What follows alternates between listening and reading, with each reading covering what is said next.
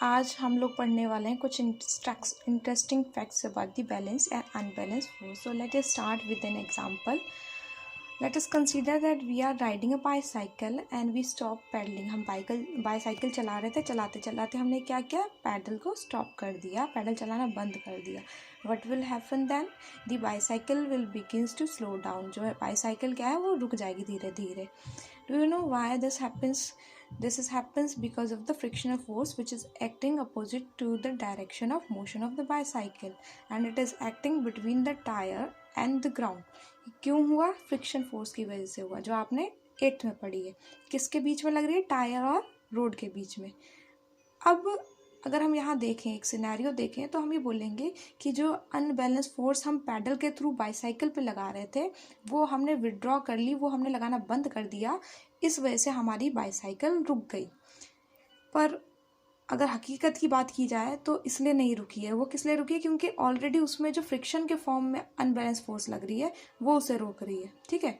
तो अगर मैं क्वेश्चन कहूँ कि क्या किसी मोशन को रोकने के लिए आपने यहाँ पर अनबैलेंस फोर्स का यूज़ किया है, तो मोशन में किया है. लेकिन क्या मैं कहूँ कि किसी कंटिन्यूस मोशन के लिए हमें जो है अनबैलेंस की ज़रूरत पड़ती है? ज़रूरी नहीं है कि अनबैलेंस फोर्स की ज़रूरत पड़े कंटिन्यूस मोशन के लिए. कभी कभी बैलेंस फोर्स से भी कंटिन्यूस मोशन हो जाता है. सो अब ये समझते हैं कि कैसे.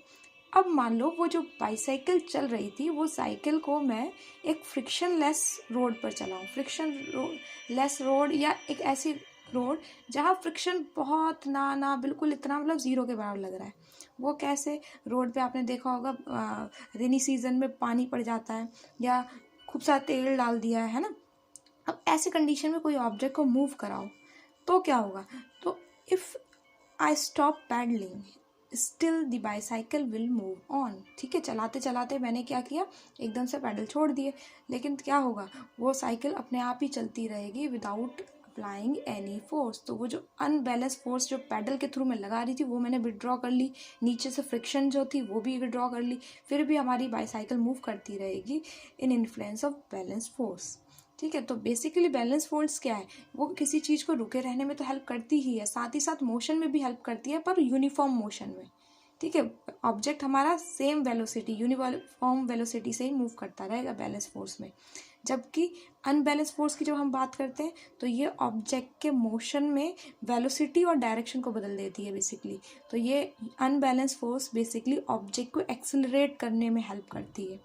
ओके, आई होप आपको समझ में आ गया, और थैंक यू.